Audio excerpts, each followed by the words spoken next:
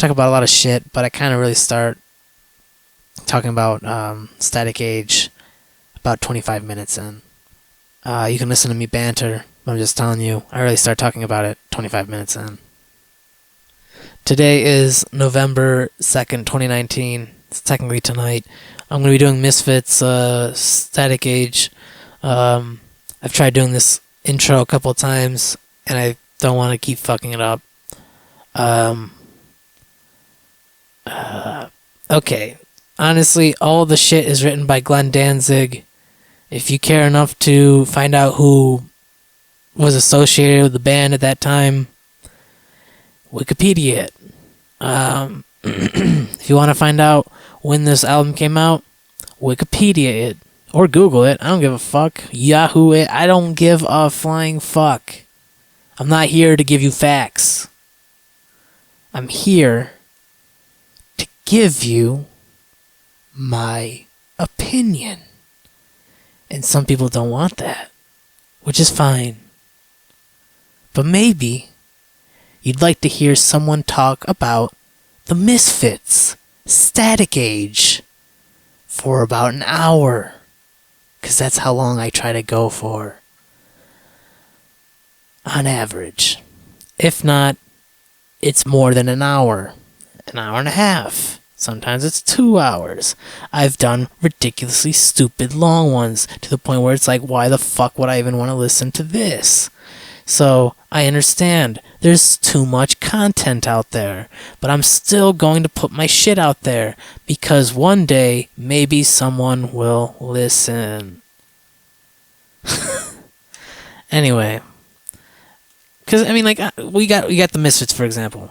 They have such a, you know what I mean, like, you know, they were, you know, here and then they were gone, and then, like, you know what I mean, like, they don't have the same kind of, like, thing as, like, you know, like, for example, like, Jane's Addiction, or fucking, you know what I mean, Red Hot Chili Peppers, who've been mostly around for, I mean, like, well, Red Hot Chili Peppers were, like, have been, like, consistently, like, around, and, you know, other than, like, there was, like, a little bit of a hiatus during the 90s, and there were plenty of times where they're gonna quit, and there's plenty of times where members switched out.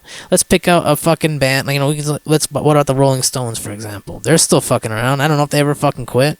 I think they've been just kicking it since fucking, the 60s?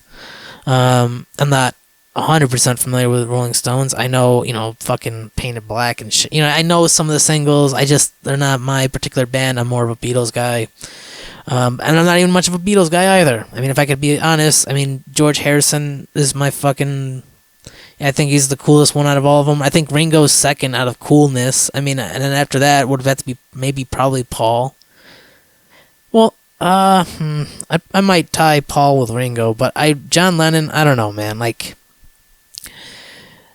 I don't know. Anyway, and it's the same thing with Pink Floyd, for example. Like, I don't know how I feel about the whole Syd Barrett thing. I mean, I can understand the guy just fucking kind of lost it, but at the same time, maybe, like, you know, could have had some also reasons to why he went mad. I mean, could just blame it all on the acid. Could always, you know, be all the acid, but it also could just be like some people just aren't equipped or don't want to be known or don't care about the whole being known thing. Like, they want to be, for sure. I mean, like, I just really think Syd Barrett, I could be wrong, you know, I don't know him. I don't know the guy. He's dead now.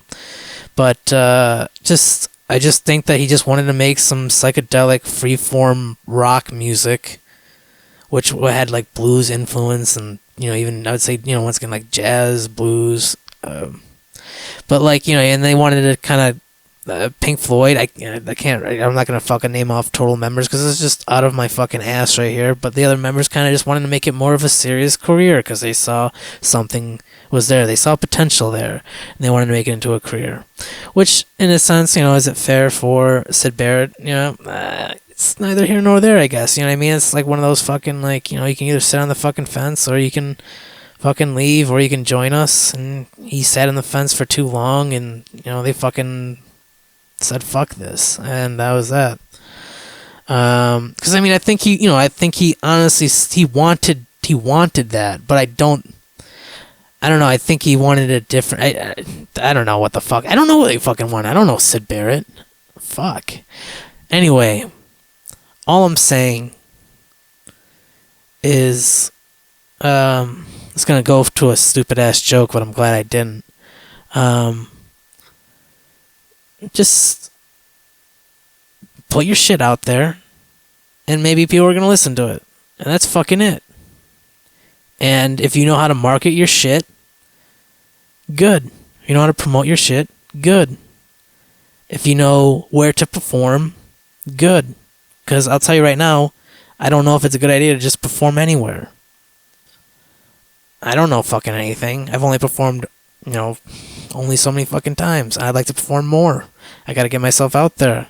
But it's just like, do I just go on open mics, or do I call venues and hope that they're gonna be like, yeah, sure, you can get up on the fucking stage. We don't know who the fuck you are. I mean, it's kind of like the whole thing of getting like a job in like in the field, like in like say a specific career that you want.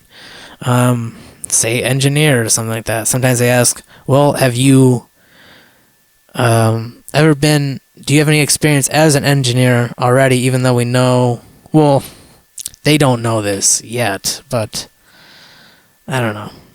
It's just one of those games where, like, do you already have experience? If you don't, you just gotta, like, really fucking, like, show them that you got, like, you got what it takes, I guess. I mean, this doesn't mean anything, because it means almost fucking, I mean, I guess it's promotion in a sense. It's a couple of different things, but I got like fucking, what is it, I got 6 podcasts just lined up, just sitting. I mean, I should just upload them already. I just haven't yet, because I'm a fucking idiot. So I gotta fucking make promos out of them. I don't have to do anything. I could just like stop doing social media, but I don't know. Maybe it helps. I don't fucking know.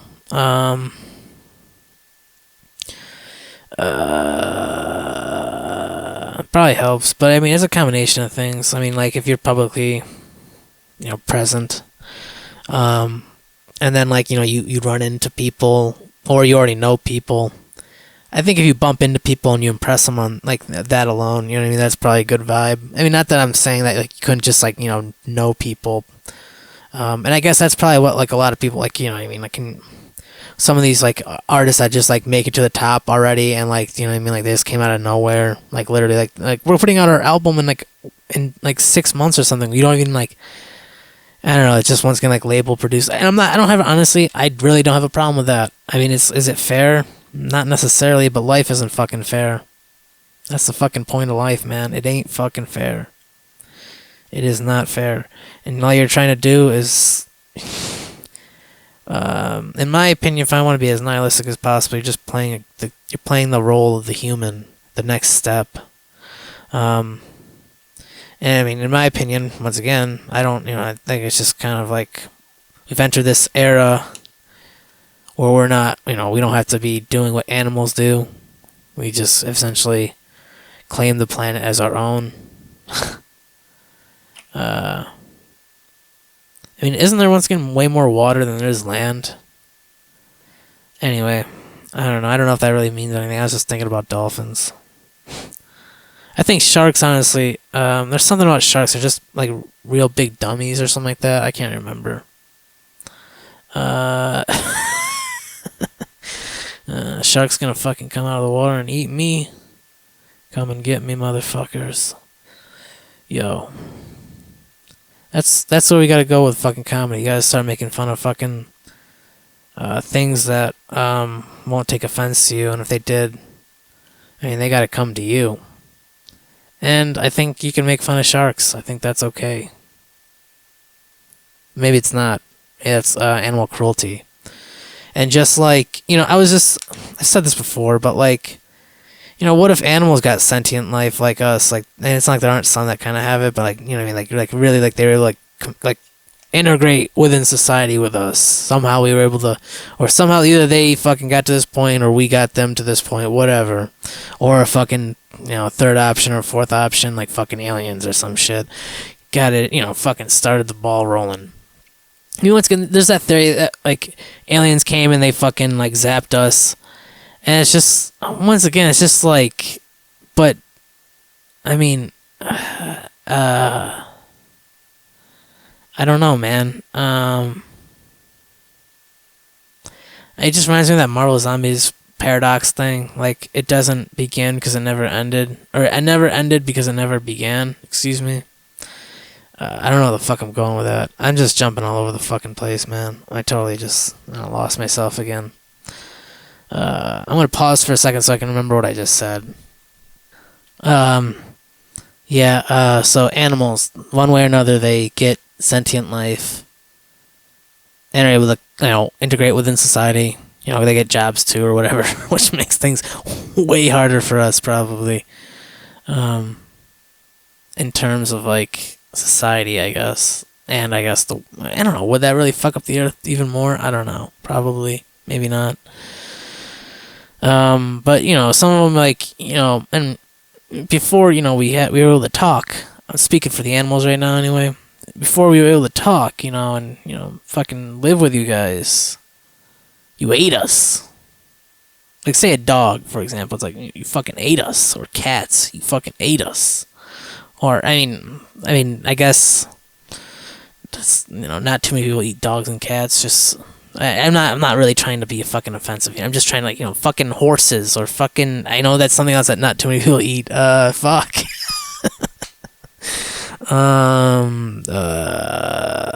Hamsters. No, we don't eat them. God damn it, dude. Pigs, I guess. Fuck, pigs and cows. I'm such a fucking dope. Oh shit. Okay. Pigs and cows. They fucking like, what's up? You ate us. Now you're gonna fucking die. You ate our fucking ancestors, bitch. Or bastard. You're gonna fucking die. Or whatever gender, whatever sex, or whatever you. Fuck. Shit. Whatever you register as, associate yourself as, whatever you line yourself up as, whatever you raise your hand for, whatever you do some kind of like hand sign or whatever fucking for. Anyway, so I'm just trying to think of another other than just cows and pigs, but they're that's kind of what I mean, like just I'm not trying to I still eat fucking cows and pigs. I still eat them as is, man. I just fucking take a chomp. It's that's the one thing to think about. Is just once again, one day, one day they might. I don't know.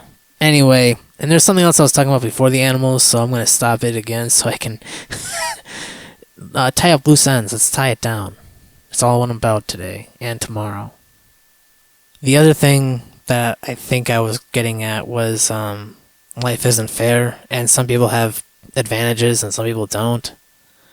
But I don't know. I mean, clearly, if you want it bad enough, you're gonna work for it. If you don't want it bad enough, you're not gonna fucking work towards it. That's that's not totally true. I mean, there's some people just literally they want something but they literally can't. And that could be a number of reasons why they can't. They could just only ever just dream. And I mean, some people have, but I don't know, man. I don't know, man. I'm all about the whole philosophy of just fuck or whatever the I don't know if it's I don't know, but just fucking do it, dude. Not like Nike, but maybe I don't know, Nike a go. But it has nothing to do with Nike. I found out, which is awesome. I honestly was like, I didn't think it was honestly like a sponsorship. I just thought that Glenn Danzig just really liked Nike shoes. Yeah, man.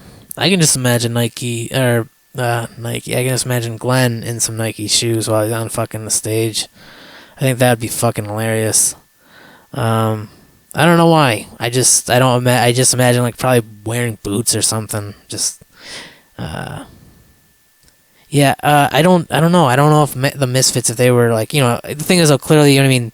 If the Misfits didn't exist then, they existed now, things would be a little different. Clearly, because someone's not reigning the title of Glenn Danzig or whatever at that time, and then people don't have that as an influence, have them as an influence, and et cetera, blah blah blah. So I don't know.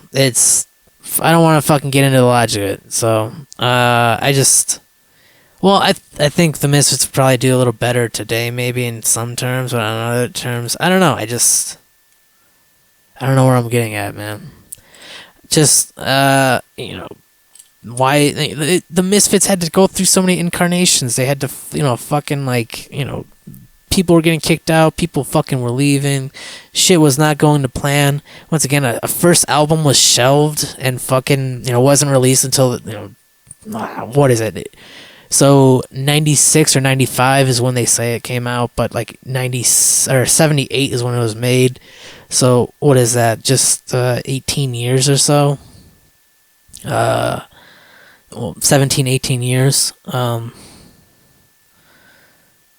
So it's just, I don't know, anyone who's fucking who was a part of that band at the first, you know what I mean? Like, they had to wait fucking 17, 18 years before, like, you can, you know what I mean? If anyone had to wait that long, they'd say, fuck this. Like, that's, anyway, I mean, especially if, that's the other thing, just like, we made something, but it's shelved, that's not good. That's not a good thing. That possibly means it's a fucking bad thing, and that shouldn't, you know what I mean? That can even, like, just make you think, like, is what I'm doing even good? Like, what, like, you know what I mean? Like, if it's being shelved, like, and it can, like, make you really, or maybe, I don't know, for Glenn anyway, in my opinion, I'm sure it definitely changed something. I mean, eventually, inevitably, because of all these experiences, he got heavily more into metal than punk. I mean, as I said with the last podcast about the Misfits, they were going for, like, it was a blend of punk and metal at that point. And 20 years later, you got grunge and whatnot. And 20 years later, you got fucking nothing. Yeah, I think honestly, I mean, punk and metal is like hardcore music, not like, I mean, hardcore music. I mean, like, this is apparently like pre-stages of fucking hardcore music, which I could totally see. I could totally see that.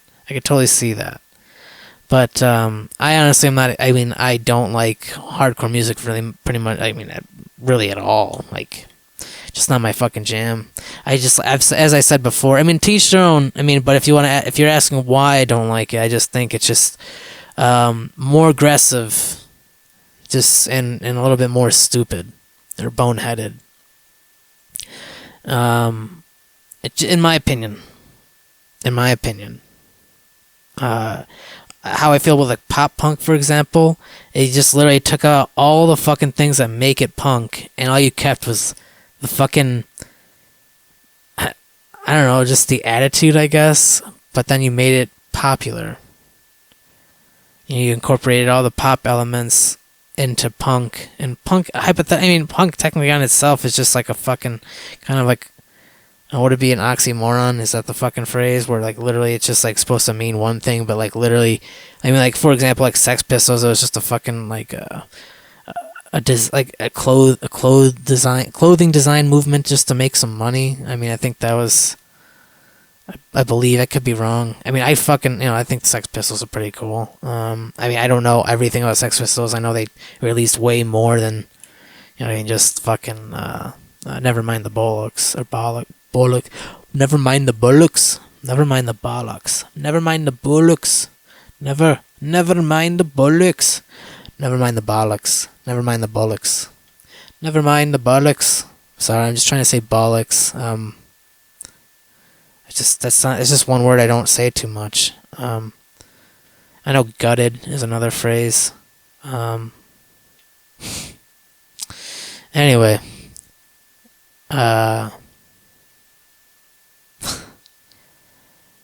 Just, but, like, perseverance, and eventually, like, Glenn saw that the flaws. I mean, I'm all for, like, getting a bunch of friends together, whether long term or in some cases, like, one of my other favorite bands is called The Horrors, and they kind of just, like, some people knew each other, and some people, like, like, they met all kind of in this, like, club. I think, I don't know, there's a couple other things that went about. It's not totally that, but, like, because, I mean, like, they had, they all could relate and reminisce on similar fucking styles of music. And with Glenn, I think he was just kind of really, like, I got, like, sick of just not having total control, I guess. I mean, he had a lot of control. I mean, he wanted, because, he wrote everything. I mean, it would be one thing if literally other people were writing with him, like, writing the parts with him, but he wrote fucking everything. And personally, I mean, in my opinion, I mean, like I said, I'm all for, like, I honestly would prefer if, like, each member kind of put in their own part, and one member might have to put two parts in there, because, I mean, depending, like, if, is there someone who's just being the vocalist, or is the vocalist going to be also playing an instrument as well, or two? Like Ray Manzarek, man, that man, he was playing essentially, he was playing two-handed, you know what I mean? And some, guitar, you have to use two hands, and I mean, fucking trumpet, you gotta use two hands. So, I mean, like, in my opinion, it's just, I guess, more bang for your buck. And if Ray has, he did sing as well, but he was not the, the greatest singer, I guess. Well, I mean, in my opinion, I didn't listen to too much of his singing, but apparently it wasn't good enough to, keep the doors around, I guess. It's sad to say. Sucks. I mean, I don't think my voice is that fucking good. Honestly, I mean, I wish I had fucking a voice more like, Jim Morrison or Glenn Danzig. I mean, Glenn Danzig's very precise. And the dude's very concentrated. The music's very concentrated. I haven't even gotten into fucking talking about Static Age at all. So let's fucking get into that finally. Alright, track listing. Static Age is the first song, the title track. Comes at 147. Second track is TV Casualty. It's 223. Third is Some Kind of Hate. It's 201. 4 is Last Caress at 157. Fifth is Return of the Fly at 136. 6 is Hybrid Moments at 142. 7 is We Are 138 at 141. 8 is Teenagers from Mars. That's 250. 9 is Come Back, which is an even 5. 10 is Angel Fuck at 137. 11 is Hollywood Babylon at 220. 12 is Attitude at 130. And 13 is Bullet at 137. I am personally I'm personally reading off of YouTube Music, and maybe I'll have to go into Wikipedia to see how far. It's also saying Theme for a Jackal, She, Spinal Remains, and In the Doorway. And I'm not as familiar with Static Age as I am with like Walk Among Us, just because I owned Walk Among Us, and I had Static Age, I think, on CD at some point, maybe. I also had Legacy of Brutality. Let me just check that real fucking quick. But I'm gonna pause it this time just to. Alright, so those last 4 songs. Theme for a Jackal's number 14 at 240. 15 is She at 124. 16 is Spinal Remains at 127. And 17 is In the Doorway at 124. What confused me was it said CI recording 1978, which maybe means that's the original recording. Whereas I believe most of these other ones were re-recorded later on, I think. I don't know the whole fucking... I mean, I'm going to read it up right now. Why the fuck not? But I don't have to tell you about it. Alright. Misfits, I mean, like I said, I don't know everything about the Misfits. I know a little bit. I don't need to get into it. It doesn't matter. Older brother showed me when I was younger, and kind of stuck around ever since. Pretty much only listened to like some of the more popular songs, like Last Caress, Where Eagles Dare, even Dig Up Her Bones. But I'm not. I've listened to Michael Graves stuff, and honestly, I appreciate it when I was younger. But by this point, I could appreciate it now. Even I just, I don't know. I thought I could listen to it again, I guess. Just indifferent about it.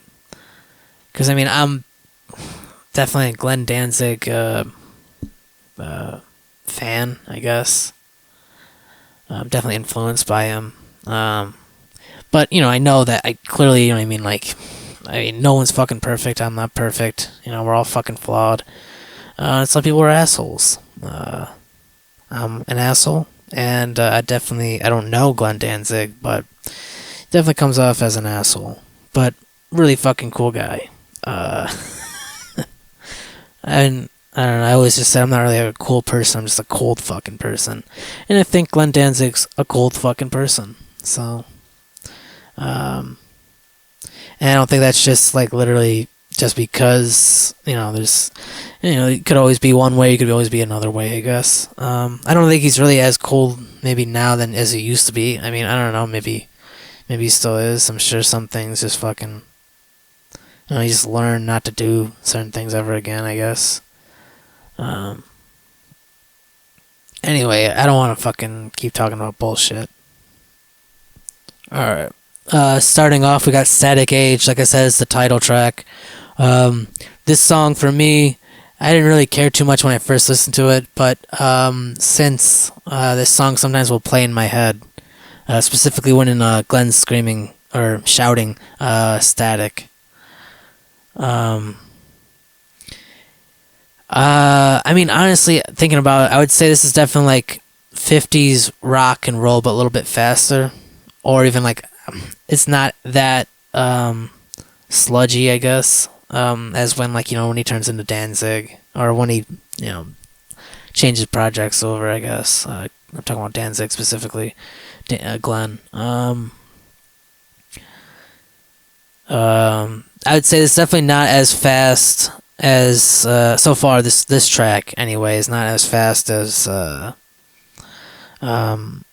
Walk Among Us. I would say this album so far is, and like, I've listened to this album a number of times, just not as much as Walk Among Us, and not as much as like Legacy of Brutality or something. You know what I mean? Like, whenever I listen to the Misfits, for the most part, I usually listen to like several songs actually, but I mean just fucking all over the fucking place, man. In my opinion, it's one of those bands I just listen to like a fucking giant ass selection of songs that I really like by them, but I don't know, I'm definitely willing to fucking really, I don't know, just give an actual opinion on all the other songs, I guess. Because I mean, like, there's a number of reasons as to why I do this shit, but I normally wouldn't check out some of these. I mean, I wouldn't check them out too many times because I've already checked them out in the past, and like I didn't give a shit in the past. But that doesn't mean that I couldn't like the song nowadays. I mean, there's definitely a chance that I'm probably not gonna like the song nowadays. I mean, by this time we're at TV Casualty. I mean, once it just reminds me of like a very sludgy 50s rock. Almost reminds me of punk rock, like 70s. No, sorry, British punk rock. And I'm getting like almost like Sex Pistols and Clash like vibes. But once again, like, this is like a very it's like another blending of punk and metal, but it's like the earliest, I wouldn't say the earliest form of punk and metal being blended together, but like Black Sabbath at this point exists, and it's very doomy. And once again, it's not as fast. It's a little bit more rhythmic, I think, in terms of the guitar work. Almost sounds like a razor blade yo-yo or something like that. Once again, songs are very short, but I think actually off this album there's actually hella more longer songs. Like, typically they're all around less than 2 minutes, and there's definitely still less than 2 minute songs off this album. Plenty of them. Because once again, this is like, it's interesting because this took place it's technically their first album they recorded, yet for some reason it sounds honestly a little bit more mature than compared to the other stuff. And I do believe, once again, I think they had to re-record, or they decided to re-record some of this, or like most of the album. So I could be wrong. I know that they did keep, like, at the very end, for example, they kept all the it says like CI recordings 1978. So I imagine that's that. I am getting a phone call, so I'll be right back. As I mentioned, I normally don't do the vocals, or I don't talk about the lyrics until after I've finished listening to it all the way. So, I mean, if you're wondering why the fuck I haven't talked about the lyrics yet, that's why. Next up is Some Kind of Hate. Once again, I'm getting like super like fucking thinking about it, just like literally 50 vibes, but like, just it's like garage rock. I mean, like, I want to say this one band, but they actually were around. They actually kind of were doing. They were around this time too. I just can't remember their fucking names right now. Doesn't matter. Just another band that like did fucking horror like stuff. I just fucking can't remember their names. And someone else was just like saying their name over and over again. And I apologize. I'll remember it at some point. Yep.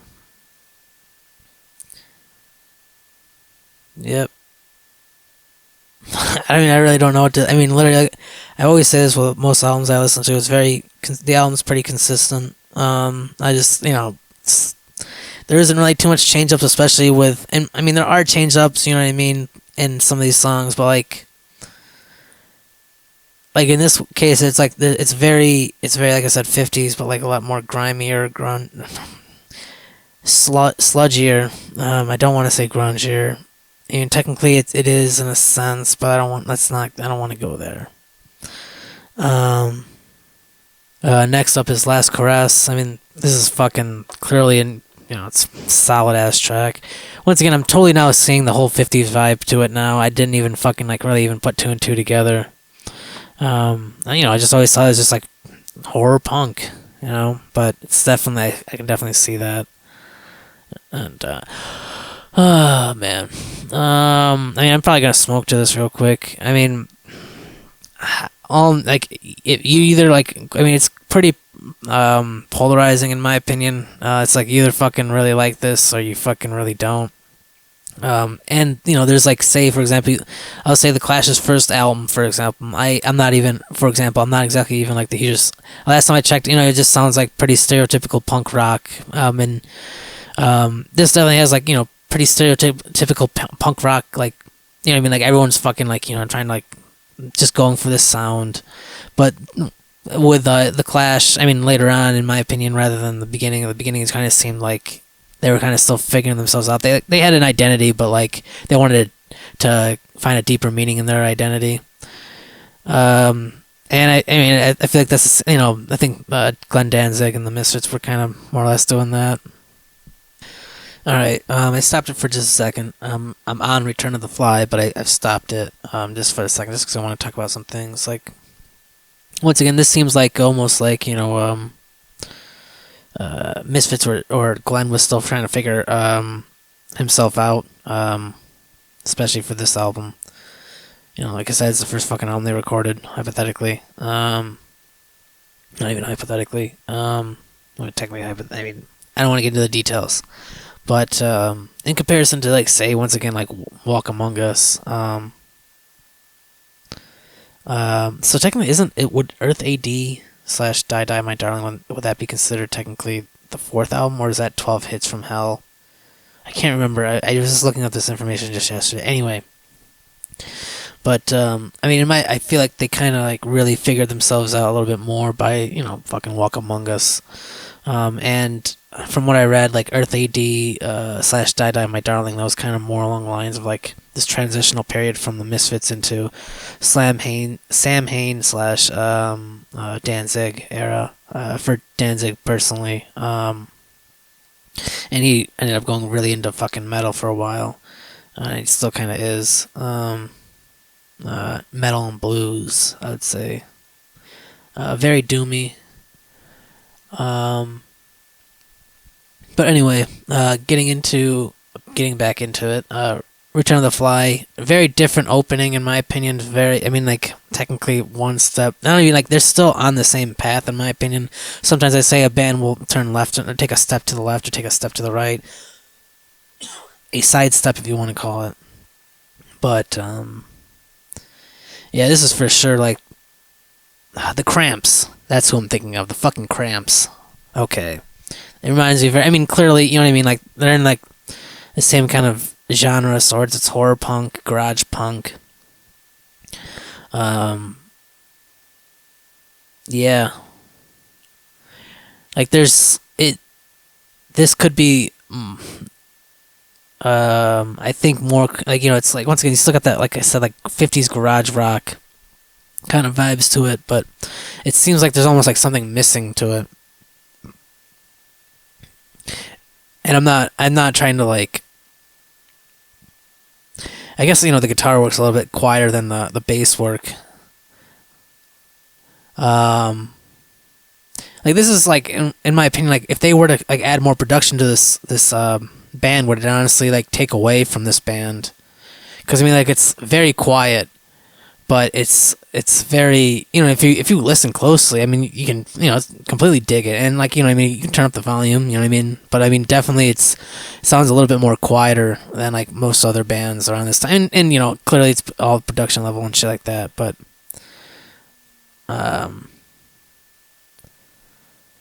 next up is Hybrid Moments. I mean, I guess once again, like, and now we're kind of going back into like that definite like '50s vibe. I mean, I think with like Return of the Fly, the other thing I was kind of missing that made it kind of more like mysterious, or I don't know, something like kind of off about it, but in a good way. Once again, like kind of like gives that like horror vibe to it. Like once again, that Return of the Fly kind of B movie vibe to it. Is like there's just like seems to be like a giant, like the guitar work should be like definitely, if it was like a song where like just like in this song for example, like the guitar work is definitely, I mean, in my opinion, I think it's definitely a lot, fucking up in the mix than in the last song.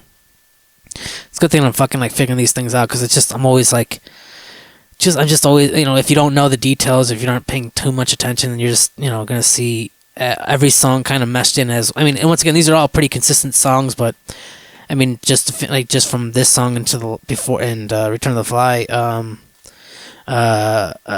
yeah, like I said, like just based on that, like I was able to, the guitar work is not as loud as blah blah. So it's just like that's just, cause I use synthesizers, and it's a little bit harder, I guess, to gauge kind of that kind of stuff, because I mean, like yes, you're still mixing everything in total, but I mean, like with the guitar work and like bass work, I mean, like with even trumpet and stuff, like it's like it sounds exactly like a I mean, like a synthesizer sounds like a synthesizer, but I mean, like a synthesizer has like fucking like many faces, many colors. There's so many fucking colors in that. I'm not saying that there can't be colors in like trumpet and whatnot, but like I don't know. I hope that made a little bit of sense. If I didn't say it, Hybrid Moments, I think I did, but yeah, it's fucking already over now. I definitely think I was talking about it.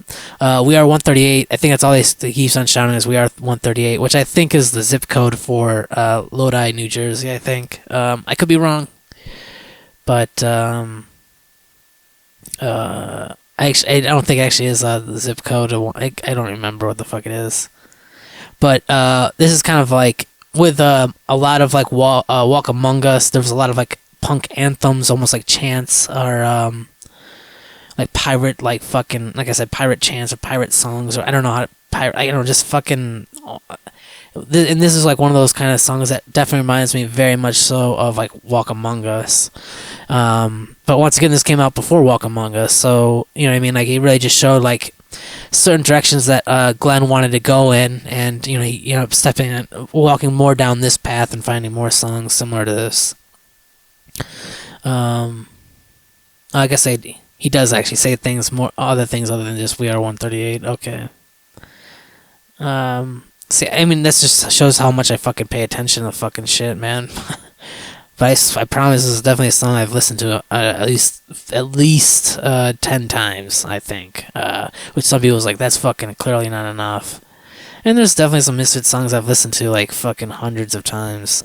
Literally hundreds of times, I imagine. Maybe not. I mean, I don't know, man. Maybe I'm wrong. But I think if you listen to anything more than 5 times, I think you can say that you like it. I think. I don't know. Maybe I'm wrong. And there's definitely some times where I listen to some things and talk about them without only listening to them like 1 or 2 times or whatever. But and I think the feeling is always there. Yeah, I mean, like I don't know, man. Like, if you want me to tell you what I mean, like I said, with the last, it's just like it's there's like it sounds like a blender, and sometimes it's on fucking a higher speed than other. Like this one, for example, is kind of like going back to that like Return of the Fly. Just like it seems like once again the bass is fucking more in the way than the actual the drums, or no, sorry, the guitar. Yeah, I mean, like you definitely hear the guitar. Don't get me wrong, but like the bass is definitely a little bit higher in the mix. Um, so and once again, it's applying that almost like B movie like theme to. I mean, I know once again, it's it's Teenagers from Mars. I'm sure is a fucking another movie title, but I mean like. I would like to see a lot of these movies that he sings about, but I don't want like anyway. I've already talked about it anyway.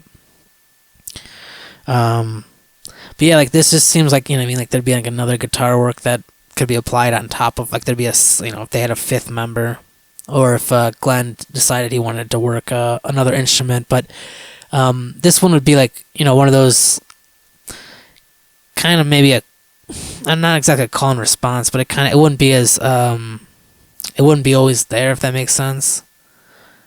But I don't know, man. I don't think it. I mean, I'm not saying like this song fucking needs anything by any means. I'm just saying like what I mean, because of how it's mixed, it is implying once again that I mean, which I think in a good way. I mean, maybe I'm fucking wrong about this. Maybe this is all in my fucking head, but it definitely has like a very B movie quality to it. In my, I don't like it. Just it's not I mean like guitar. I mean like most rock and roll and most like guitar.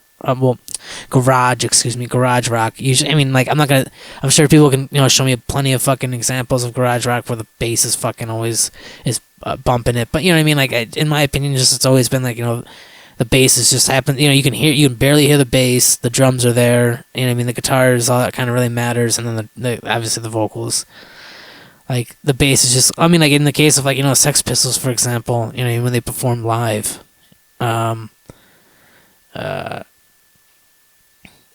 I know that. I mean, I'm not dissing the bass. I mean, I think the bass is very significant in certain cases, especially like, for example, Teenagers from Mars. Yeah, and it's interesting that, and it's because it's kind of like a.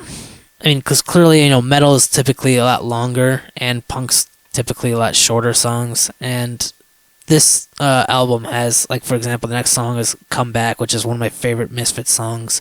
I didn't listen to it when I was younger, and the only way I was able to listen to this song is because I think I was listening to Legacy of Brutality, and I think it's on that too. But I think it might be a different mix. Yeah, I mean, after I fucking listened to it, I couldn't not listen to it. It's been a while since I've listened to this song. A very long time. But I love when they change. Like, this is one of those times where, like, what I mean? Like, it's literally, like, it's like a hybrid of, like, the two kind of ways of writing he's done so far. Where, he's kind of got this, like, almost doomier kind of metal punk that he's kind of been doing off the Static Age. And then also he has also that punk pirate anthem like structure in Walk Among Us. I still have to. I think I'm gonna end up. I haven't listened, like, one album I haven't listened to. Like, I would say the album I've listened to the least is Earth AD / Die Die My Darling. I mean, I really like the song Die Die My Darling, but the rest of the album I'm not too familiar with. But it would be kind of fun to explore new territory, I guess. Sort of. I've probably listened to it all the way through at least once, but I'm not even gonna count that just because once again I don't recall much of anything. I don't.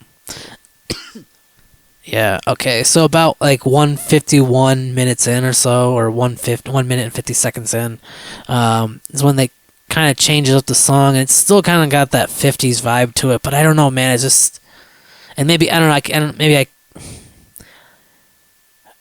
I take back the whole like punk anthem. I mean, it's kind of got that pirate punk anthem of sorts to it, but I mean, it's not the same as Walk Among Us, because Walk Among Us was a lot faster. This one's a little bit more, groovier, I guess, if that makes any sense. This song is just fucking dope as fuck. I just like the transition. Like, if I could, I would want to make a song like this, but at the same time, though, I do feel like it is sort of clunky in the sense, too, because, it's 5 fucking minutes long. And it's definitely more like this, like, very kind of jam. It's not a jam song, I don't know, but it's just it's a perfect song, in my opinion. It's just, it's 5 minutes, so, it's fucking awesome in a sense, you know what I mean? Like, Misfits don't have too many fucking long-ass songs. And when they are long, you would expect them probably to be like, there's, I don't know, like a 5 minute fight. There's a reason why some of the songs are only a minute and fucking 47, because I feel like if they just, they could probably, extend it, maybe even double the length, but I just feel like that would still, I don't know, man. In my opinion, some songs, I just don't think they need to repeat themselves or anything like that. They could just fucking, do whatever is necessary, but like in the most, be as, reserve as much as possible. You know what I mean? Save. Don't fucking splurge. But, there's moments to splurging. Anyway, I'm going to stop real quick so I can fucking actually, like, listen and smoke to this song. Because, like I said, this is one of my favorite songs by the Misfits. It's such a solid song. It's definitely a roller coaster ride, in my opinion. This is like fucking Buddy Holly if he was punk. And, like, horror. And a pirate. And honestly, like, Come Back is really, like, the hump of this fucking, the album. It's like the peak of the fucking album. Like literally, it's in the middle of the fucking album, man. It's number 9, as far as I believe. 1, 2, 3, 4, 5, 6, 7, 8. Yeah, it's number 9. And then there's 8 tracks left after this. But it's like, okay, so what I mean, like, it's a roller coaster within a roller coaster, man. Because I mean, like, you're the roller coaster of the album, but this is a roller coaster song. I'm not saying that the rest of the songs aren't, don't remind me and couldn't remind me of a roller coaster, but that song for sure reminded me of a roller coaster. It's finally over. Next up is Angel Fuck, but there's a 2-second commercial. And so now, by this point, once again, we now have very, very, I mean, dude, I can't, like, unthink of the fact of it's, like, a 50s garage rock band, but, like, just updated 20 years later, and horror-themed, and offensive. I mean, like, I can imagine there's a number of reasons as to why, some of these albums were, fucking shelved, or, couldn't be made available to the public. My wireless headphones just died, and they're technically the best headphones that I have. Which is not a big deal. I can switch out to fucking another pair, and I can listen to it just fine. Just gotta fucking switch them up right now. Wasting time even talking about it. But the song stopped just now. But it definitely reminds me of, like, fucking, of course. Alright, let me pause up, because headphones I just put in just fucking, just being dickheaded right now. Try again. Play Plaza, dude, fucking A, man, nothing's perfect. It's okay. Alright. Now I gotta put on these, I go from, like, listening to the best, and I go down to fucking listening to the shittiest. That's how it goes, man. Now the headphones I have now are fucking, these ones, the bass is pretty good, but it sounds like I'm listening to, in a cave. Like, the headphones, when I put them on, I'm in, like, now a cave, but, like, the music's playing somewhere in the cave. That's what it sounds like to me. But it doesn't matter. It's not big. I mean, I'll still be able to listen to it just fine. It honestly doesn't sound that bad, but I gotta, like, pay attention that I'm not too loud. Because I don't want to be too loud for the fucking, the podcast, whatever, People gotta turn the volume down, then I gotta turn the volume back up. It's just fucking annoying. But what I was gonna say before all that shit happened just now, hold on 1 second. Alright. Okay, so, firstly I want to say, definitely a very 50s vibe to it, but updated, well, as updated as 1977 from the 50s, so, but, garage rock, horror themed, still being too fucking loud.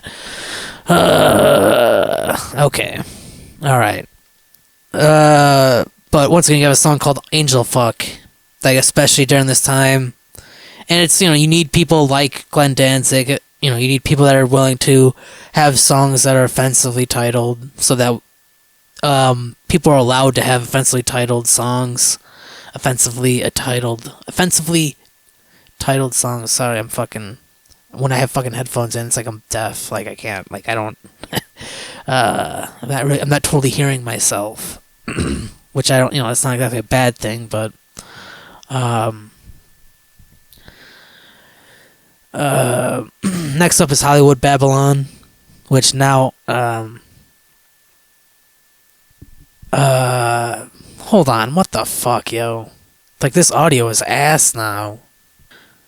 Alright, so before I was interrupted a number of times by fucking the headphone situation, all I was saying overall, once again, 50 themes to it, 50s garage rock, horror theme. I've said this over and over fucking again. It's not as fast, and maybe maybe it actually is. I'm just like, I'm not fucking. I just don't think it's as fast as Walk Among Us is. I think it's just off, just slightly, just a little bit slower. But I mean, you could definitely. All I'm saying is you could definitely see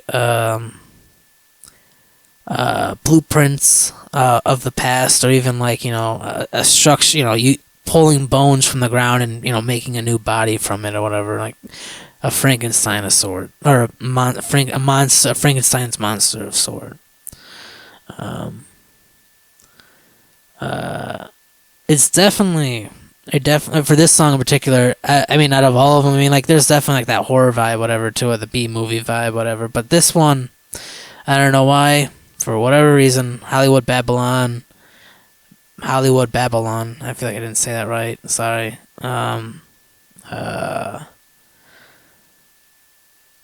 Just sounds like the most horror. This literally sounds like like some Dracula shit. Like, this is like what would play in like. At Halloween. And not that you could play this entire album at Halloween for sure.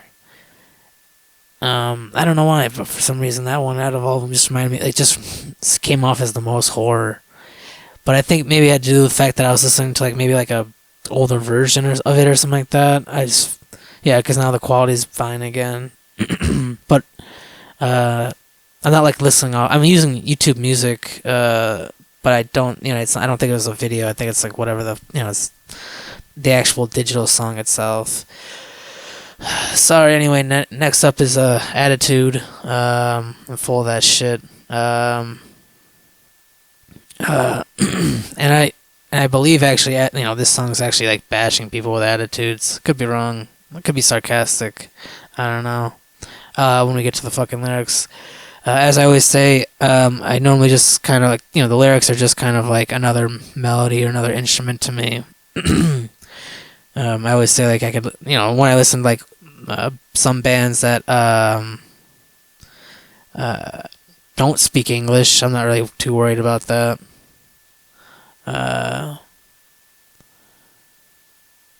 Yeah, I mean, Attitude for sure is 1000%. Like, this is now the direction of where Walk Among Us comes from. Like, for sure. This is. You do enough songs, you eventually figure out what direction you want to go in. But yeah, but I mean, it's such a short song. Like, couldn't they have made it longer? It's like, I guess that's like a problem that you could have with a song so short as 1 minute and 30 seconds or 31 seconds. I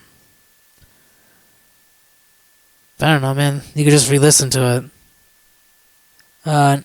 Next is Bullet. I mean, this is the speed. This is the speed that I'm talking about. Honestly, in terms of like, if the album was a roller coaster ride, the second half, in my opinion, is a lot faster, going up and down. Ooh.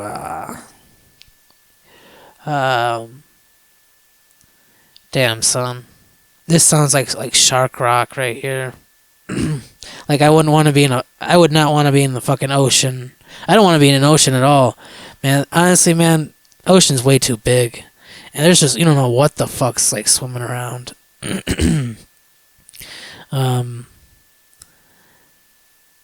this definitely reminds me of like if I were to jump into water, like I'd be like jumping into like shark infested waters or something like that, and they're fucking hungry as hell.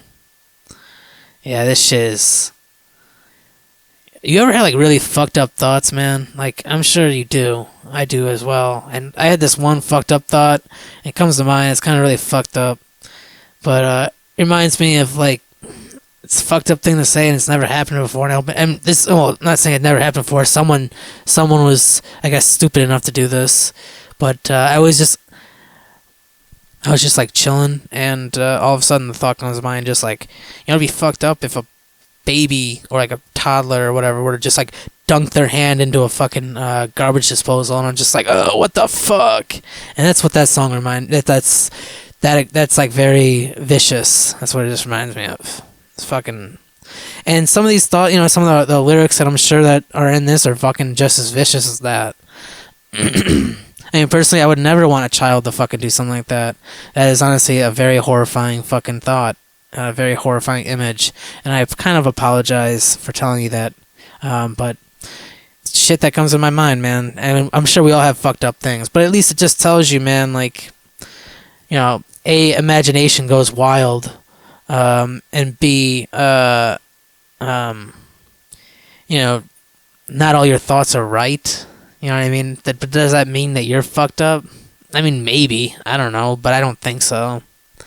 Next up is Theme for a Jackal. Sorry, that's actually been playing for a little bit. Definitely noticed the quality, because I think these were some of the last songs that were mixed or whatever. And they were recorded in 1978, but they weren't mixed. Some of them weren't mixed until like, maybe it could have been even just one of them. I think it was like In the Doorway might have been the only one. I don't remember. I don't care. But you can hear there's a piano here. That's most likely Glenn. I believe most likely Glenn, because just from the little bit of what I read, they didn't. I think they just had the bass. They had a bassist. They had Jerry Only. Can't remember the drummer's name. And then Glenn Danzig. He played keyboard and sang until they found a guitarist to replace the. But I don't know, man. Like, once again, it reminds me of like that Cramps kind of vibe. And once Cramps kind of like around the same time. I always thought that they came out like during the 60s or whatever, but I think they came out like, late 70s, I believe, too. Or mid 70s, I don't remember. Cramps are a band that I've only listened to so much, and I've liked and I've appreciated them. Last time I got into them, but I kind of just like haven't gone back to them since. I should have, though. But that was definitely a nice little change up, adding piano. I mean, and like with a band like that, it just makes you like, how I don't know, like it shouldn't have worked, but it fucking did. Next up is She. I think this is also off of Legacy of Brutality. That's how I'm aware of a lot of the songs. Yeah, like I said, like by this point, 1,000,000,000%, this is like, it's weird. Maybe like, if it was re-recorded, the earlier stuff on this album, well, the first, fucking 9 tracks or 10 tracks, whatever amount of tracks, whatever, they seem like if they were recorded, they were slowed down a little bit in comparison to, if, I don't know the whole thing. It just, I mean, and even the guitar work, and I mean, dude, this song is almost, I mean, honestly, if I could be even fucking real, I mean, Ice Age, it sounds like this is almost like an Ice Age song, in my opinion. That's like an Ice Age during Your Nothing. That's cool as fuck.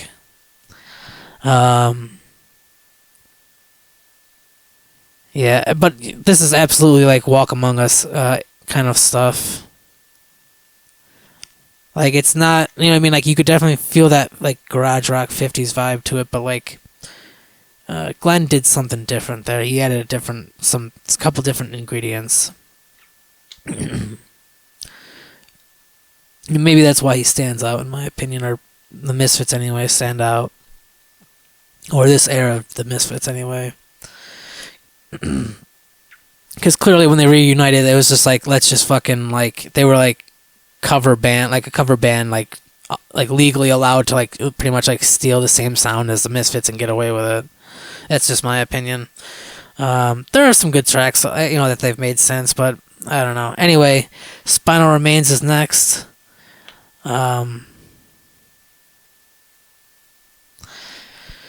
This one, hold on, I fucking need to listen to it a little bit longer.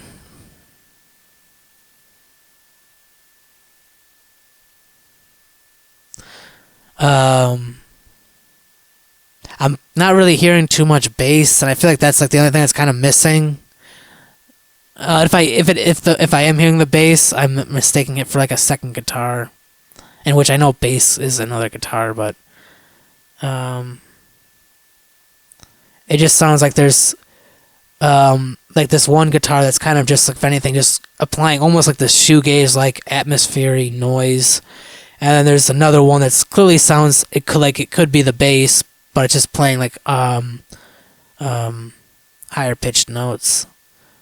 Um, but that was fucking that's fucking it, and all that's left is in the doorway. Um, uh, it reminds me once again of like B movie like effect, like, but it's weird. I mean, like I said, I think it was one of the last ones that was mixed, and it was like mixed in like '96 or whatever. It just never got finished or whatever. Um, and this is almost like say once again like Return of the Fly. But like the bass is just like slightly a little bit not quieter per se, but like everything's a little bit louder than not. I'm not saying, I don't know how to describe it. It's louder than like Return of the Fly, like better quality, but whereas with Return of the Fly, in my opinion, the guitar was not as loud, and the bass was, I'm not saying overly like too loud, but it was just louder. This case, like the bass is still a little bit louder than the guitar work, but the guitar is a little bit more crunchier and a little bit more available.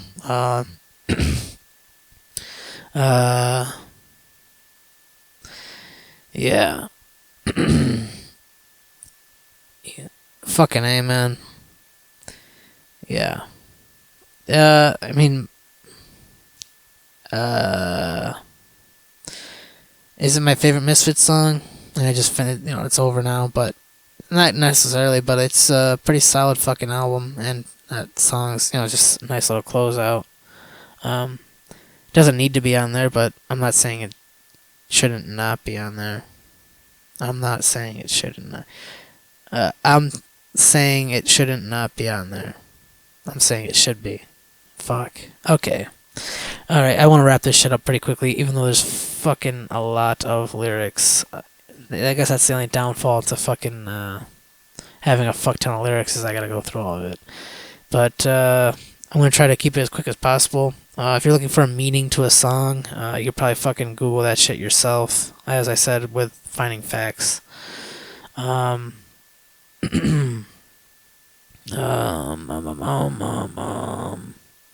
all I'm doing right now is just picking out what I think is, seeing the cool phrases that I find, I guess. So that's so stupid. There's gonna be, a line or whatever that I really like, and I'm gonna I might say it. I might try to find the meaning to us, do my best at trying to find it or whatever, find what the meaning is. But I really, if I don't find it, I don't find it. I'm not fucking gonna, kill myself over it. Okay. Let me just read up Static Age, and we'll go from there. I think he's being a little sarcastic here, the narrator. Talking about, Static Age, but clearly, it's only sarcastic mostly because Glenn Danzig, he gets a lot of his fucking information from, a lot of his songs anyway are derived from, B movies and whatnot, from media. And this song's just basically saying, like, we're just, hold on. We're all blue from projection tubes. Our eyes crisscross, hold and gaze. Breathe in, catch a radiation blue disease, and turning, tossing. This is a static age, or very static age. It's all about like television and whatnot. Just like, you could say like fucking TV's like desensitizing us or whatever. That's like fucking bringing us down. So I think that's pretty much what I'm getting from that. Another band that kind of reminds me of this is I mean, and I haven't really gotten too much into the band. Would be the Damned. I've listened to some songs. I think Strawberry, unless it's something Strawberry. I don't know if it's just called Straw or just like Strawberries. I don't remember. But there's some, I think the only flaw that I have with it is where I said with I can't remember which song it was, but it had a piano on it, and I felt like it really was functional on that track. I felt like I wasn't the hugest fan of the. I just wish that they got rid of the piano and a lot of the drums, or out of a lot of the Damn songs. I feel like I'd like it more. It's just not my thing. I don't know. I'm not the hugest fan of it. But like, there's some songs I definitely like. Like. I can't remember, honestly, fucking a lot of them. The only song that comes to mind right now is Neat, Neat, Neat, which is not, I don't think that has any piano in it. If it does, I don't know, it just reminds me more along the lines of like early Clash kind of stuff or early punk. Anyway, I just read TV Casualty, and I think it's kind of a couple of things going on. Its narrator's just kind of like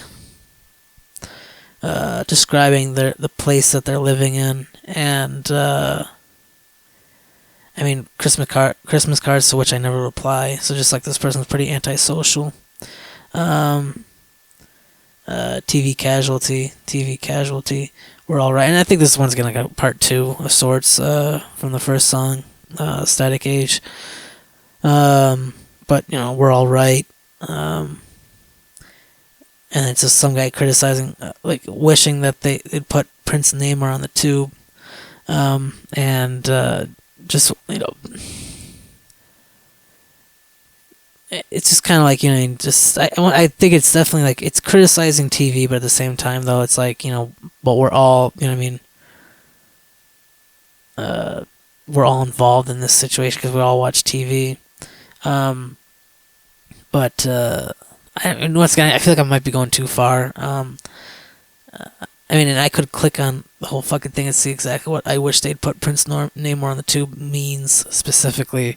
But it's like, say, like, if I wanted a movie that hasn't come out, like I'm just thinking about Prince Namor, if anything, from like Marvel Comics. So I'm just like, just trying to think of a character that hasn't been like made into a fucking comic or made into a movie yet. Excuse me. But I feel like even Marvel and DC would be kind of like, it's because they're not mainstream now. So if they made like Orc Stain, one of my favorite fucking Image comics, if they fucking made Orc Stain into a movie, it's like I wish they'd put Orc Stain on the tube. And in my opinion, I don't think they could. I mean, I don't know, man. I think some things should be like left to their own devices or whatever. But then, like, after saying I wish they'd put Prince Namor on the tube, hold on, I think I have to puke. There's a spot in the corner where I always go. I like to feed the flies that I know. Like, I mean, honestly, man, like, it's very nihilistic for sure.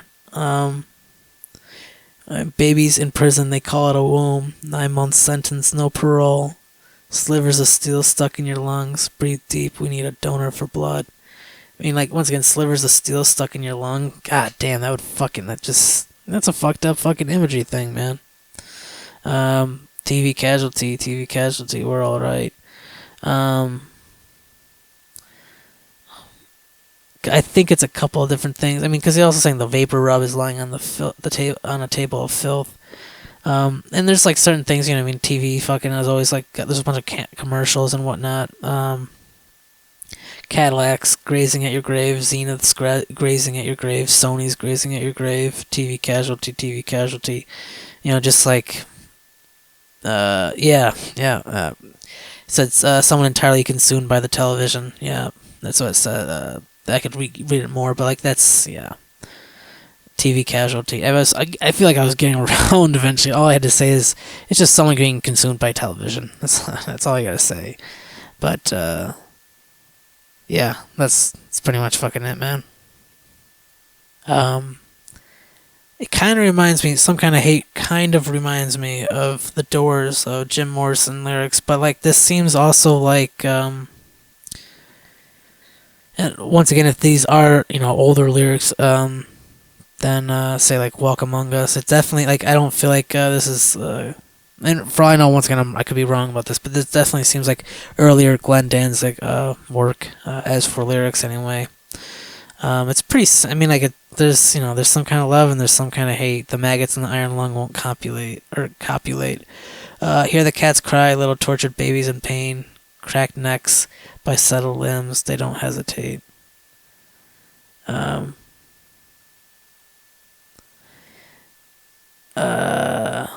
I mean, I'm not too sure here. All right. I think I need to take things a little bit more literal because it's not as abstract, I guess. I looked up this one phrase. It's once again highlighted in this fucking on this website, and it's just kind of like a response to Velvet Underground's "Some Kind of Love," but going "Some Kind of Hate." And I just various forms of hate, I guess. Cracked necks, bisected limbs, little tortured babies in pain. Hear the cats cry. They don't hesitate. The maggots in the iron lung won't copulate. I don't know. I mean, just once again, some kind of hate. It's just simply he's just giving some examples of fucking hate, but turning it into like very similar, going with the chorus of and it's a whoa oh oh oh oh. I said whoa whoa oh oh oh oh. I mean, personally, I'm done. I don't think I hope I never say, and it's a whoa oh oh oh oh. I hope I never say yeah. Honestly, even saying baby, I mean, I might do that, but I just, honestly, man, not my thing, I guess.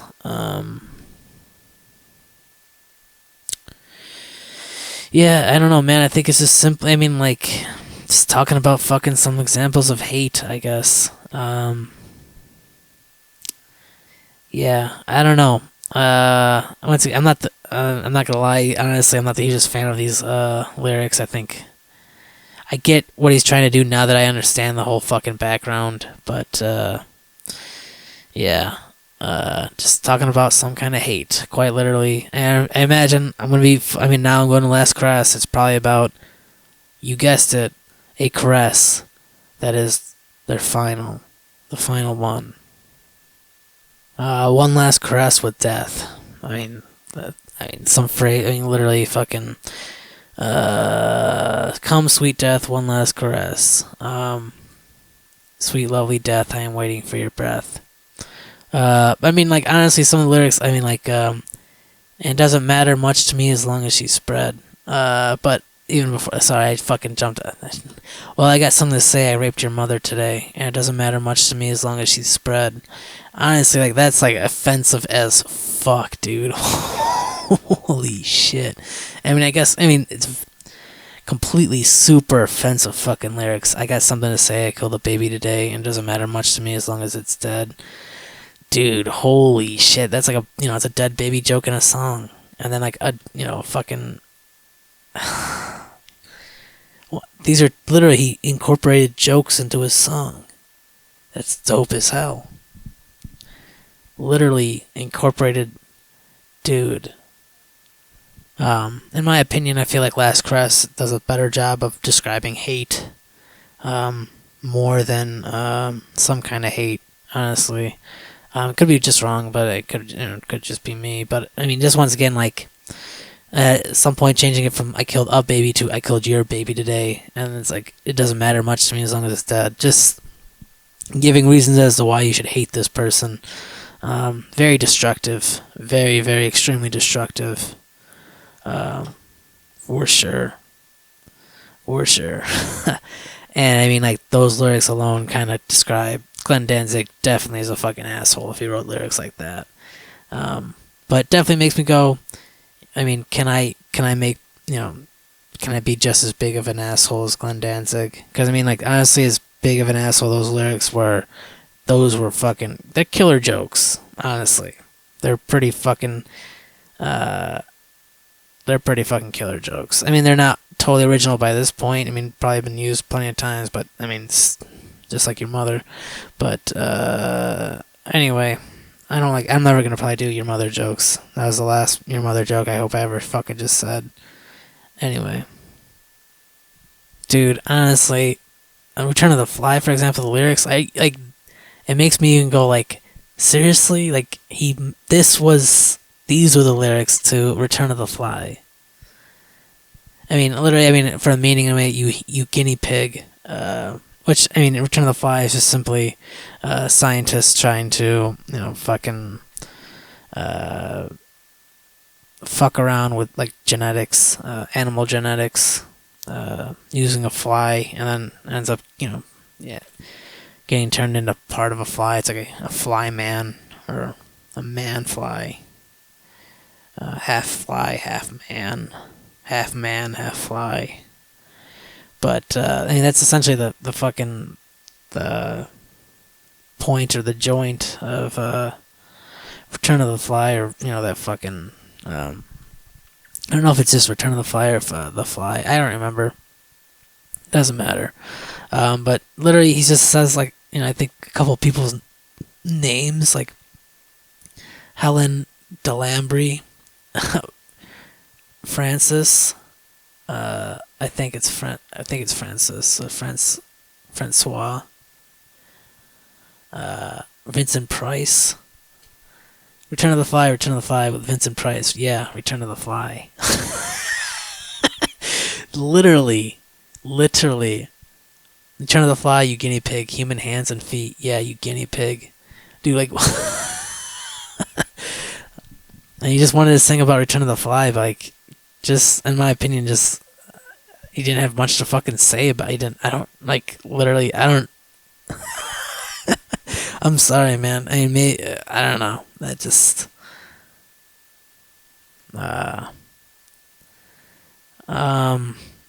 I mean, I definitely was very impressed by Walk Among Us. I mean, that's technically, like I said, like album number 3, so he's had a lot of time to write new lyrics and stuff. But I mean, I don't know, man. Teach their own. I mean, there's definitely when you write fucking, I've written over fucking 800 fucking poems. Like, there's gonna be at least one of them that's just fucking like not that good. And I felt like that was just like just singing about fucking people's names and shit. But you're singing about Return of the Fly? Okay. Alright. It's like if I started singing about, like, Star Wars, but all I talked about was fucking, like, Mark Hamill. Fuck, I can't remember anyone else's name right now, because I'm just fucking stoned.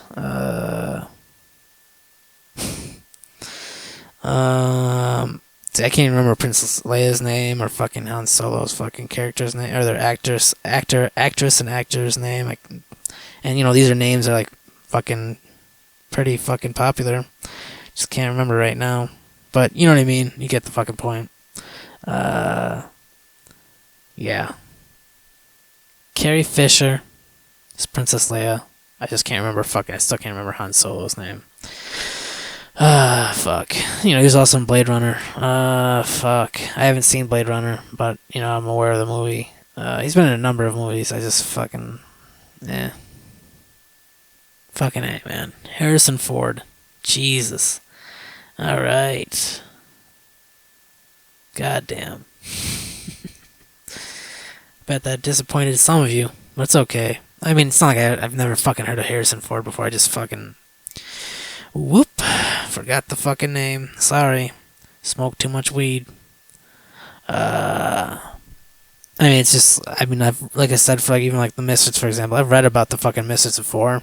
Just don't fucking remember shit. You just gotta keep, reminding yourself of this information.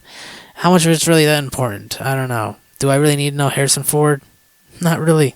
Do I need to know about Han Solo? Only if I give a shit about fucking Star Wars. And maybe I don't even give a shit about Han Solo.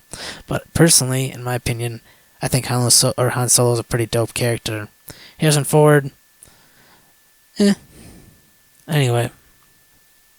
If I could be completely honest, I have absolutely zero idea what Hybrid Moments is about. No idea at all. If you're gonna scream, scream with me. Uh, Moments like this never last. When new creatures rape your face, hybrids opened up the door. I mean, like hybrid, as far as I know, is like when two things come together. Um, and I'm thinking like maybe hybrid aliens or something like that. Like when new creatures rape your face, hybrids open up the door. Oh baby, when you cry, your face is momentary. You hide your looks behind these scars. And I'm like really trying to fucking think about the like metaphors and whatnot of what's going on, but I'm really, I'm trying to be as fucking obvious. Give in hybrid moments, give me a moment, give me a moment, give me a moment. It just, I don't. uh, um. If you're gonna scream, scream with me. I mean, the only thing I can think of is like, if you're gonna be afraid, you gotta be afraid with me. Be afraid with me, like, which could be even like kind of like, you know what I mean, like what you, essentially like you're screaming at moments that I wouldn't scream with at I guess. I mean, once again, this is a narrator speaking, I guess. Moments like this never last. So you know what I mean, like kind of. Dude, it's when new creatures rape your face, hybrids opened up the door. I mean, if anything, it sounds like little fucking like notes that he was taking watching a movie, maybe called Hybrid Moments. Oh baby, when you cry, your face is momentary. I mean, when you cry, I mean, you could say, "Oh, baby, when you cry, it is only momentary, but your face is momentary." You hide your looks behind these scars. Scars are, healed wounds. You hide your looks behind healed wounds. You hide your appearance behind healed wounds. Give me a moment. In hybrid moments, give me a moment. Honestly, if I could say anything, it's essentially about giving someone a moment. That's all I can fucking guess, dude. Seriously. Hybrid moments. Two types of moments. A blending of moments. Of crying and fear, maybe? I don't fuck. Dude, I really. That's the best I can really pull out of it. I mean, I'm gonna literally type in hybrid moments and see if there's a fucking movie. But that's as best I can get out of that. Alright, as far as I am aware, there is not a movie called Hybrid Moments. I'm not totally sure what that fucking means. One second, I'm gonna type in hybrid and the definition of it into Google.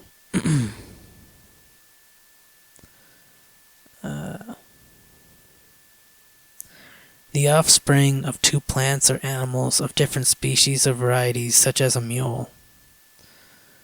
A hybrid of wheat and rye. I mean, it's a hybrid of punk and metal. A hybrid of horror and garage rock, 50s garage rock. I don't know, man. I literally have no fucking idea. It's almost like he just wrote fucking lyrics, and I don't know, it makes sense to him, man. Or maybe it's not supposed to make sense. I don't know. Alright, so we are 138. I'm not sure what the 138 part is. Don't give a shit. Just, once again, all I'm saying is it is time to be an android, not a man. And I think that's as crystal clear as I got from that song. That's all this song kind of represents. In the eyes of the cyborg, do you think we're robot clean? Like, isn't like, if you're robot clean, I mean, you're fucking like squeaky clean. You're a fucking robot. Does his face look almost mean? Almost mean. It's like almost a neutral face, but like, kind of almost has like an aggression to it, aggressive face. But anyway, the pleasantries are gone. We're stripped of all we were in the eyes of Cyborg. it is time to be an android, not a man. I think that's pretty straightforward. Man is not good enough in comparison to robots. I mean, even like Elon Musk doing the whole Neuralink thing, and because he's only doing it because he's afraid that a robot's gonna see us as ants and just fucking roll right over us. So the only way to do it is to become robots ourselves. All right, I'm not gonna lie. I'm only on like track number 9, and like I said, there's 17 tracks. There's a lot of fucking lyrics condensed into fucking 17 tracks, man. Holy shit. Once again, like now, if you want to talk about the whole hybrid moments thing, like being a mix of alien and human, it's kind of like the same thing here. We land in barren fields on the Arizona plains. The insemination of little girls in the middle of wet dreams. And it's just talk about alien shit, and how aliens are inseminating humans, and we're getting these like fucking this hybrid race. And they're we need no introduction for mass annihilation. We are the angel mutants. The streets are for us seduction, our cause unjust and ancient in this B-film born invasion. I mean, the idea, I guess, comes from B movies, I guess, but essentially, like one day, like potentially, like aliens will land and take over the earth through insemination of people, I guess. So that's what I'm getting from that. Teenagers from Mars. It'd be even more fucked up if it literally was just like, some teenage aliens that were coming down and inseminating humans just because, that's what fucking wacky ass teenage aliens would do to it's almost like they're fucking animals, essentially. If we're like a lesser form than them, then they're just essentially fucking animals in a sense. Now,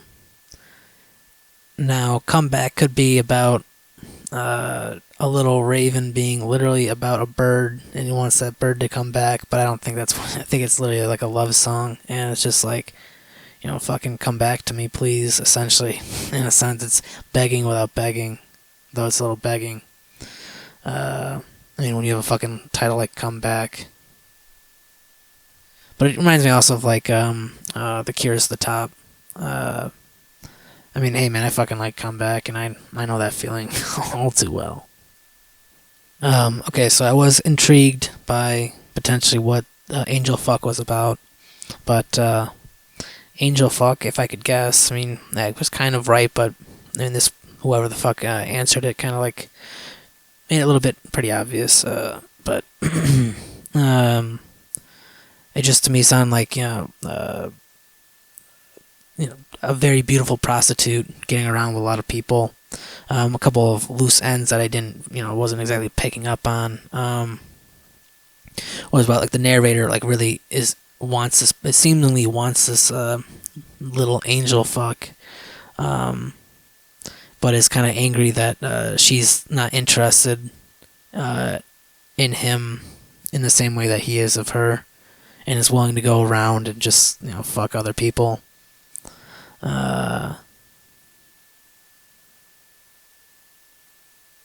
I mean, if it was like kind of like a relationship, then it's just someone like no interest in like having a relationship other than just fucking people. But if this is a prostitution thing, then the guy's just kind of angry because he wishes that she wasn't A, a prostitute, and B, was only involved with him. So, that's, I mean, once again, I'm using Genius, the app. This is a website or whatever if you don't want to get the app. But I mean, overall, it's I kind of like, once again, I'm with a lot of these lyrics, you gotta just like look straight toward. I mean, it's pretty straightforward. It seems like, once again, Hollywood Babylon. Most likely, he's talking shit about Hollywood. Attitude, it's talking shit about attitude and having attitude. Bullet is probably a fucking scary ass song or something that's gory and whatnot. And when we get the like theme for Jackal, I'm not sure which Jackal we're talking about. We're talking about the Spider-Man's Jackal. And we got She, Spinal Remains, and In the Doorway. Spinal Remains sounds once again in Bullet. It's kind of like some fucking like Cannibal Corpse shit. She is probably a song about a woman, but through a crazy perspective, a different perspective of her, of a she, of a female. And In the Doorway sounds like some like slasher film kind of fucking thing. So I don't know. I'm gonna get there still. This is me guessing based on just the titles alone. Okay. So I feel like there's some implications of maybe Hollywood. I mean, it does. I'm talking about unlit pornographic sign, flesh, ancient monster design. Where did they come from tonight? Who came along for the ride? But there's definitely like, fucking sexual implications like, who came along for the ride? Hey, you can't come inside. Do the citizens kneel for sex? It's heaven coming on her chest. And I don't know if it's referring to like the whole pornographic scene. Maybe even how Hollywood does that. I mean, I don't know if Hollywood was a booming porn scene as it is nowadays. I mean, technically anyone can make porn anywhere nowadays, but I mean, you can technically make porn anywhere anyway. Anyways, I think it's also kind of like a comment on faith and whatnot. Who came along for the ride? You can't come inside, which is like, you can't come inside of a woman, but you can. It's heaven coming on her chest. But it's like, when do citizens kneel for sex? Because I mean, like, it's just, sex is a taboo thing, but it's like something that we all do, and that's the only way that we actually like are willing. And that's the only thing that's keeping us. Maybe it's almost him saying that like sex is like literally the only thing that's the only reason why we even exist in the first place.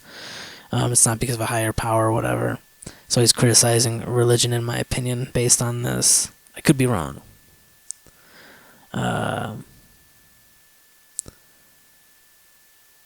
Okay. I just typed or clicked on Hollywood Babylon. It said the title is borrowed from experimental filmmaker Kenneth Anger's exploitative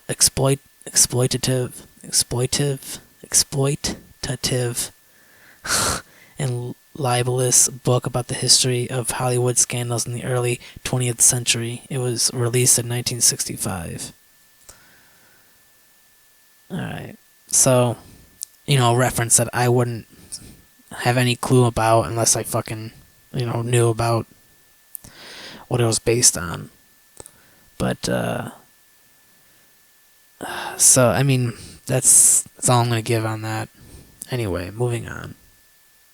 Alright, so attitude, on initial reaction, it just seems like perspective of a narrator who has just got, who has attitude, but is pissed off at someone else having attitude, and is willing to speak down or verbally abuse someone, essentially, before they get physical. It does almost sound like a relationship, a very abusive relationship. But once again, when I click on, whoever the fuck, I don't know if it's the same person, but whoever the fuck is writing these little, like, there's like literally two phrases, like, once again, inside your fetal brain, there's probably a horror, and this person, like, writes all this, like, fucking, like, philosophical things just based on these two phrases, man, and then, like, ending it with, perhaps this annotation is overestimating Danzig's sophistication as a songwriter. It would be wise to take caution before questioning Glenn Danzig's capabilities, though. You might end up with your face on the floor. So I mean, once again, Glenn's clearly fucking an intelligent person, in my opinion. I mean, the fact that he was able to compose what he was able to compose and do what he was able to do and still be able to do what he's able to do. Guy's clearly smart, very angry, fucking angry as fuck. This guy is cold as a motherfucker. I I want to read off what the fucking this guy said, or this woman. I don't know who said it, whoever it is. But they fucking nailed it, in my opinion. I mean, it goes way deeper, way deeper. In a sense, the narrator is almost. I mean, you could take it as like an abusive relationship, but it also could be like someone basically going like, "Fuck you."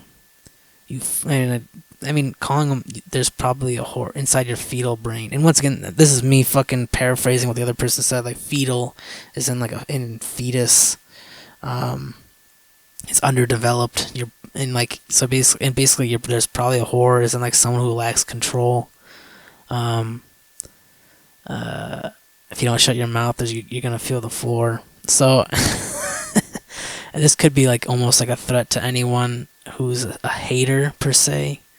But like they've been drinking too much haterade and they don't know what the fuck they're talking about. Essentially, and I think it's just like attitude towards people who don't know what the fuck they're talking about.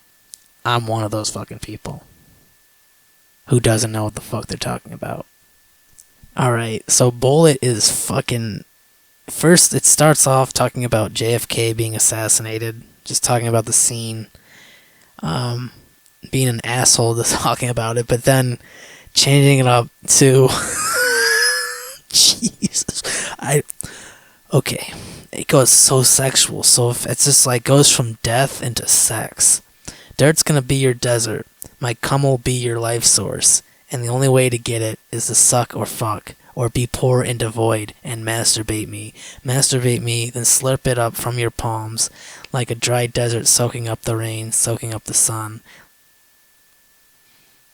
What the fuck? Dude, this is like, I mean, once again, like, I don't know if there's necessarily any meanings there. I mean, like, the meaning is just a big fucking fuck you is what I'm seeing here. Holy shit, dude, this is...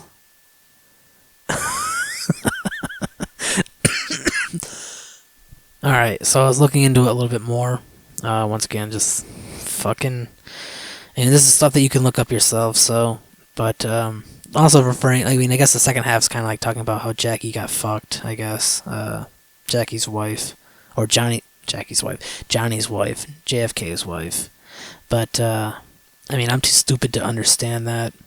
It kind of, I mean, whenever I think of fucking anything that deals with fucking this kind of shit, I just think about the dead Kennedys. And I'm not even the hugest dead Kennedys fan. But I mean, clearly I didn't realize how fucking political. I thought, it's not a big deal.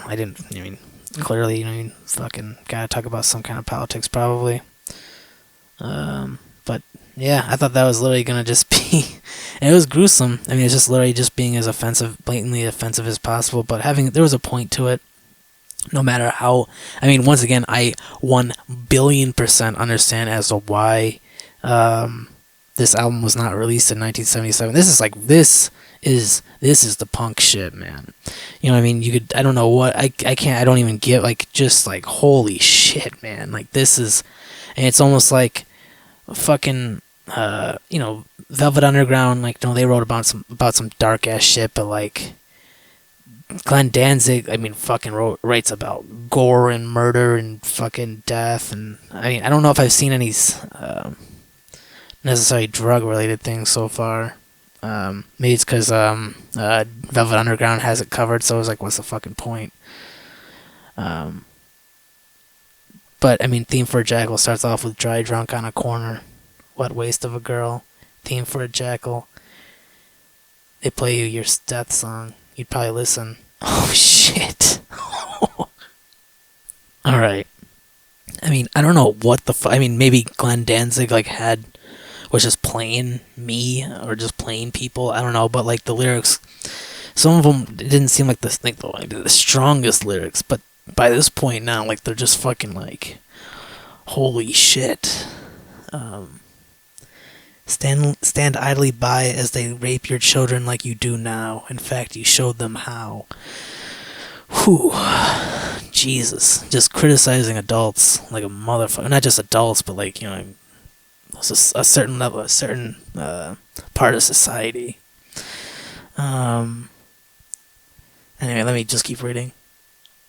Once again, I had to cheat to figure out what the fuck this meant. But I mean, the dry drunk. I mean, essentially, just I mean, from what I read anyway, it's about someone. I mean, specifically a woman or a girl dying. The two lines I wish I was able to fucking pull apart were dead daughter in the river, entrance gained by her liver. I mean, once again, drunk, about a drunk girl who, I mean, I guess apparently dies by a river or in the river. But I think there might be, I mean, once again, I think it might be almost, because now that I know that information, once again, I feel like I'm a cheater, like a motherfucker. This is like literally the first, I mean, not the first time I've done this, but I just feel like I'm totally just, because, I mean, he's totally singing about something that I don't fucking have a goddamn clue some of these times. But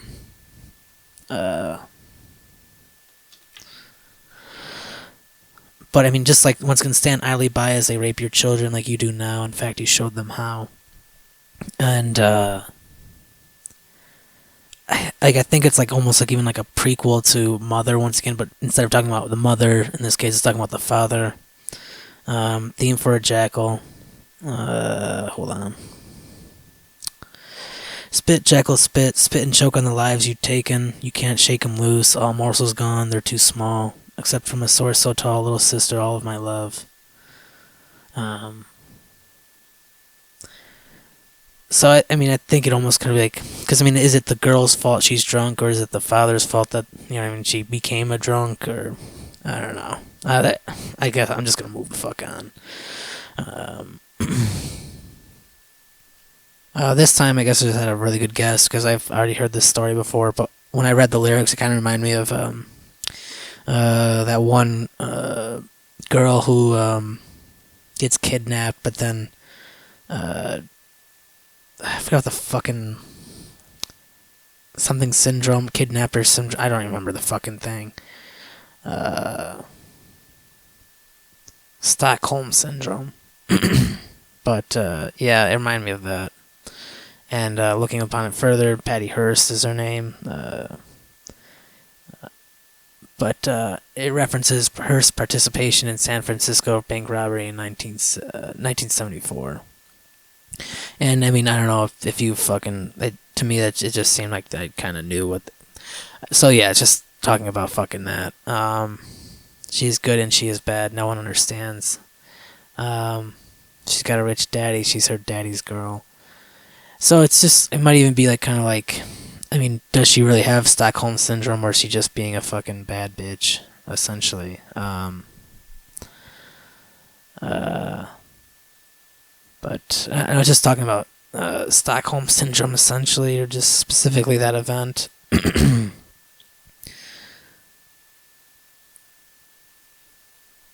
mean, to me, it just is she actually just a bad person, and like she just got tied into things, or she kind of put herself in these situation or into this situation, or is it like, you know, I mean, she was actually a good girl, but then somehow like something in her brain like fucking cross-wired or something like that, and she fucking joined sides with the fucking people that kidnapped her. Spinal Remains, in my opinion, is kind of like this having sex, but like literally like killing each other, like having sex. Like, well, I mean, first off, it's saying, I will not sit on broken glass, not for you or anyone. I will not cut my ass. Down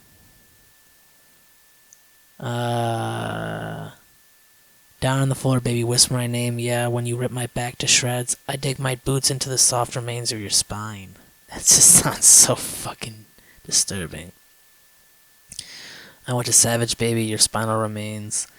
It's just fucking, just sounds like just some gory ass sex. just like fucking to death, essentially. I mean, almost reminding me once again of like Jim Morrison, but like if Jim Morrison like really fucking like, and it's not like Jim Morrison hasn't before, but like these are like really gory. This is like Cannibal Corpse kind of shit, in my opinion. But I think, honestly, Cannibal Corpse probably writes, like, darker shit by this point than what Glenn Danzig wrote in, like, fucking 70s/80s. Well, in this case, it's 70s, but I'm referring to also Walk Among Us and, probably even fucking Danzig era, which I'm sure there's also some dark-ass shit, but I'm not just, I'm saying shit, there definitely is, so. And to finish this up, In the Doorway, I think it's kind of a sexual song in my opinion, because it's like, I clench your hips for the flesh. In the doorway, I clench your hips for the flesh. I think it's just like kind of fucking in a doorway, in my opinion. But I think it could be a little bit more metaphorical than that. But we'll never rest. We'll never forget. I ain't never gonna let you rest. Oh.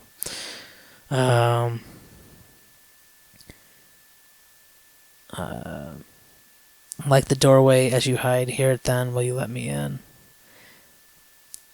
And, as savage as it is, I think it's just like asking about, asking for love. But I could be wrong. Maybe it's just literally about, like, a serial killer trying to get into a door, trying to get in and kill or whatever. I don't know. For sure, there's some of these lyrics that Glenn wrote that were like fucking very psychological. There's a lot of fucking message to it, a lot of meaning to it. Then there's also some moments where it's just like basically simply they just gore and death, and I don't know, maybe that's all that matters, I guess. Without a Glenn Danzig, there'd be one less voice saying some really dark shit like that, having a complete freedom of speech like that. To be able to criticize some of the things that they believe are wrong in the world. But also singing about and speaking about being part of the wrong in the world.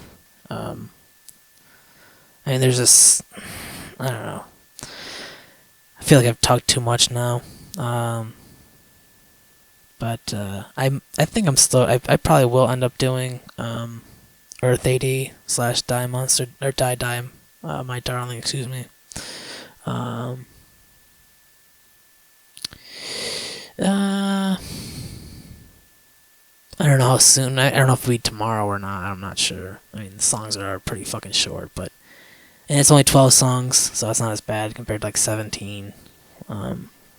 It's a lot of fucking lyrics, man. Jesus. Alright. GRMBLS. That's on Twitter and Instagram. I fucking don't care about social media right now. I'm just figuring myself out, getting my shit sorted and whatnot. Like I said, I do this shit kind of really to help myself understand the medium I'm trying to work on. Some people cover songs. I don't want to. I just feel like it's not exactly stealing per se, but it's almost like once when you know, you can't unknow, and it'd be like, I don't know. Like, it's one thing if you're influenced or like something ends up sounding like something just by chance. It's another thing if you're just like, oh, you want me to make a Beatles song? Okay. Oh, you want me to make a fucking Rage Against the Machine song? Okay. Oh, you want me to make a Cure song for you? Oh, okay. Want me to make a Kiss song for you? Okay. Want me to make a Jimi Hendrix song for you? Okay. I don't want to do that shit. I want to be making my own shit. And, the Misfits for sure, in my opinion, were definitely doing their own thing. I'm sure there's probably another more obscure band than the Misfits that were doing what the Misfits are doing, but they didn't get as much of attention, or they just, I don't know, some shit happened. I don't know. Anyway, take care.